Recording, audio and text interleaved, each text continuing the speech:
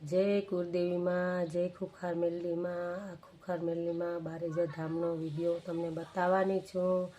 તેમાં કહે છે કે નાગને મારવાથી કેવી તકલીફ પડી છે અને એના કુળદેવી પણ એનું કામ નથી કરતા અને કેવી એના ઘરમાં પણ અને બધા ભાઈઓને પણ તકલીફ પડી. તો નાગ મારવાથી તમને આટલી તકલીફ પડે તો તમે પૂરો વિડીયો જોવો અને એનું શું સમાધાન કરવું તો તમે ઘરે બેઠા પણ આ વિડીયો જોઈ અને તમે પણ કરશો તો તમારે પણ તમે કદાચ નાગ માર્યા હોય તો તમારે પણ સારું થઈ જશે. તો જય ખુખાર મેલડીમાં. જેવી જય ખુખાર મશાણી મેરડી 84 ખાતાની ભલે મશાણી મેરડીના રામ એને જો અપનાય ને તો આ ચૈતરમાં તારી માતા બંધનમાંથી છૂટી થઈ જાય.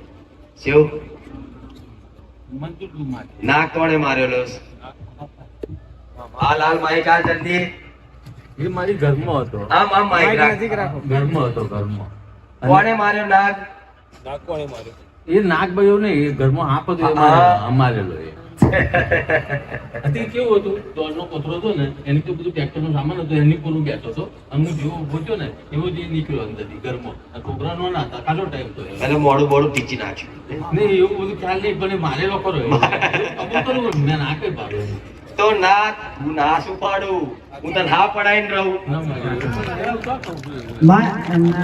ગળામાં બહુ તકલીફ હતી તો એક ટાઈમે બહુ બેઠો વિચારતો હતો કે આ નાગ માર્યો તો એટલે આ કંઈક તો હોવું જોઈએ એમ. અને એ બેઠકમાં નામ વગર તો આવતું નતું. એ ટાઈમે માનતા હતી કે 10 કિલો પેંડા હું ચડાવીશ. તો મેં ભાઈ કે 5 કિલો હું ચડાવીશ. એ રીતે માની હતી અને દરરોજ માને પ્રાર્થના કરે કે માં જે કરે તો આ વહેલું પતાય એમ.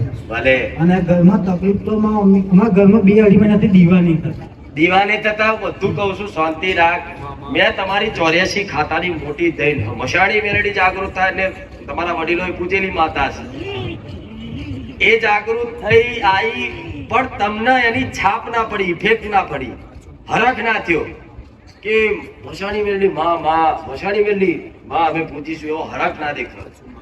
હરખ ના દેખાયો એટલે મશાણી મેરડીને એવું પૂછ્યું કે તારું નામ દેવાથી, જાહેર કરવાથી આમનામ 1% હરખ પેદા નહીં થયો. મશાણી મેરડી એવું બોલી કે હમણે નાગ માર્યો છે ને એટલે નાગ હરખ પેદા નહીં થવા દે તો મારી વાતનો વિશ્વાસ નહીં થવા દે એટલે હું મેરડી બોલી વડે નાગ મારેલો. તે ગુનો નહીં, ગુનો હાથવારમાં. હાથવાર ને તો હાથવાર માફી માંગીને આવ્યા હોત તો હાથવાર નહીં હોય. મારી જો નહીં માંગવાની. અરે ભૂકંપ તમે કહેવાય આપશે.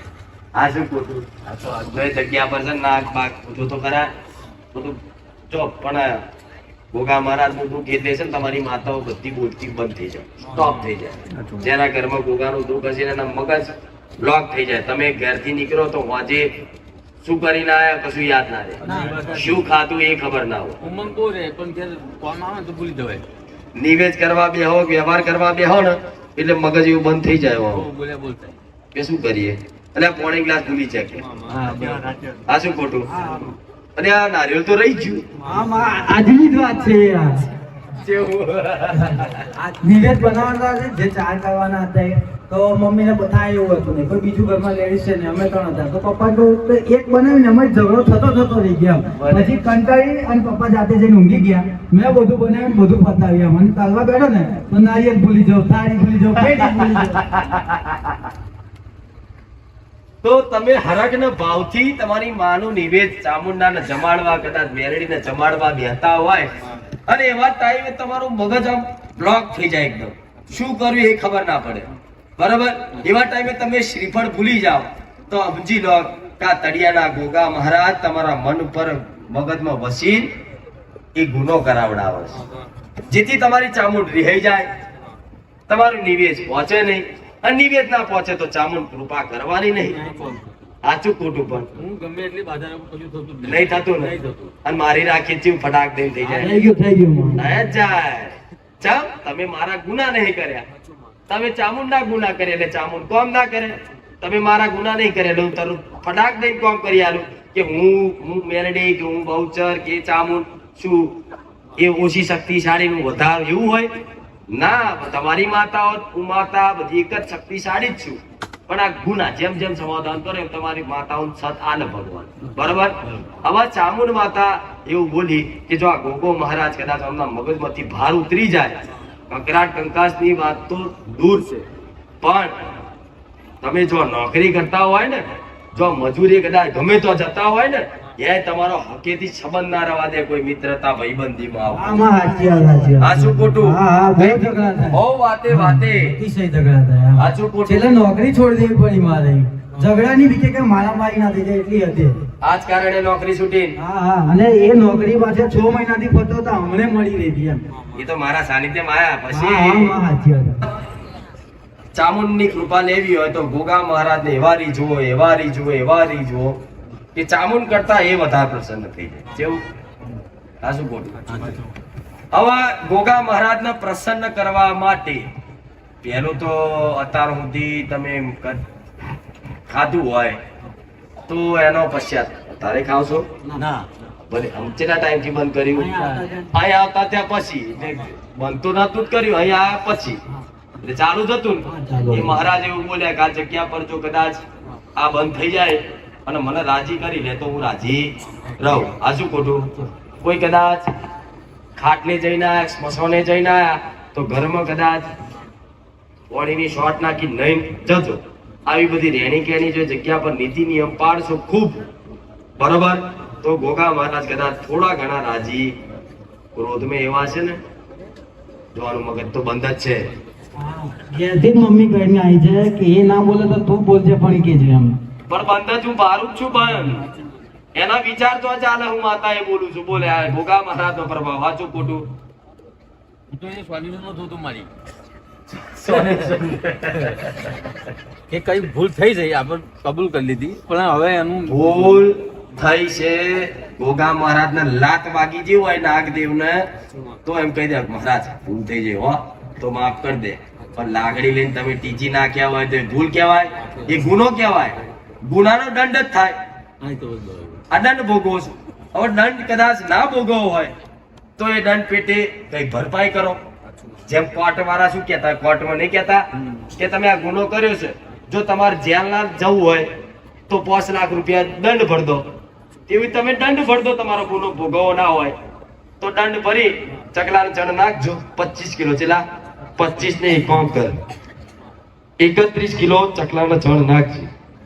કોના નામે? ગોગા મહારાજના નામે. પાટલી પર દીવો ચાલુ કરો, પ્રાર્થના ખૂબ કરો. અને હું તો માતા એવું કહું છું, સવારમાં ચા પીવા દૂધ ચીવું સવારમાં ઉઠીને લઈ આવો છો, લઈ આવો છો ને તો એ દૂધ લાવો, એ દૂધની થેલી લાવો ને એટલે પહેલી વાડકી ગોગા મહારાજને નહીં ધોઈને પહેલી વાડકી ગોગા મહારાજના નામની બહાર મેલજો. જો કદાચ હું માતા એવું કહું છું, વધારે નહીં પણ મહિનો 2 મહિના જો કદાચ રાજી કરી લીધા, તમારી ચામુંડ માતા જો આગોટો કરીને ના આવતું મેરડી તમને ધૂણું ધૂણું તો એવું થાય છે ઈચ્છા કારો અમારું દેવ થાય. હું એ સાનિધ્ય જ્યાંથી આવે છે, તમે નામ બોલો ને ચામુંડ મેળે, મને અંદર રૂવાટા ઉભા વાઇબ્રેટ આવે છે, બહાર નહીં આવતું. બહાર નહીં આવતું એટલે જ આઈને ઉભો રહે છે. એટલે જ આઈને અને ગરભાઈ મંદિરે જાઓ ને તો એવું લાગે કે આ હળદ ધૂણી છે, પણ ભાઈ આગળ કઈ નહીં. કઈ નહીં ને, જો આટલું કરીશ ને તો થઈ જશે. હો બરોબર ને? ગાડી લીધી 2 લાખની, 7 વર્ષ થયો, 7,000 ની પરીક્ષા એટલે વચ્ચે 1,000 ની એમ. બરાબર, હવે અમારા ખોટા પૈસા આ દેવી છે એમ, રાખવી જ નહીં એમ. તારને તો મન ચૂલી આપું છું. તો કોને પૂછું? તું મારી પરમિશન ની રાહ જો હા. કે આ ગોગા મહારાજ નું કરીશ ને, હા. આ ઝાડ નાખીશ ને એટલે તાર ગાડી વેચવી હોય તો વેચી જશે, તારી જે ઈચ્છા હોય પૂરી થઈ જશે. તે જે મોનતા મારી રાખી છે પૂરી થઈ જશે. બરોબર ને? હા હા, જો લો બા મોનતા બા ખીચા જો. પનીર મોનતા બાકી છે. આ બધું મોમો ખોલવાનું બોલે. હાલો માય કાલ આ બઢિયા બાપની બાધા વાકી છે. ચો ડોંકર ડોંકર. જેટલા ગુના કરો છો અને હવે 2 મહિનાથી કન્ટિન્યુ દિવાળી છે અને એને મારું છેલ્લે બધી વાત પતી એટલે ફરિયાદીઓ આયા. મેં કીધું ફરિયાદીઓ રામ રામ. ફરિયાદીઓ બોલ્યા કે હું લોભાનો મહારાજ છું, અમને કહેજો કે મારી મોનતા પૂરી કરી જાય, નકર તારી મોનતા હું ફરિયાદીઓ નહીં પૂરી થવા દઉં. એટલે મેં એડવાન્સ કહી દીધું તું મોનતા પૂરી કરી આવજે તો જ મારા બોલ ફરશે. ના, મારી વાત એવી છે ને, મારી રિક્વેસ્ટ એટલી છે, બીજું કશું નહીં. પણ તમે હરકમાં ને ઉત્સાહમાં તો એવું બોલો કે મહારાજ મટી ગયું એટલે આ રવિવાર આવીશ, મહારાજ તો રોજ રાત જોતા હોય ચારે આવશે હારો આવ્યો નહીં હજુ પછી મહારાજ નજર મારે કે હારો મેરડી માતા બારે જવાનો ટાઈમ છે પણ એક મારું નારિયેળ નહીં વધે રાતું એટલે પછી અહીંયા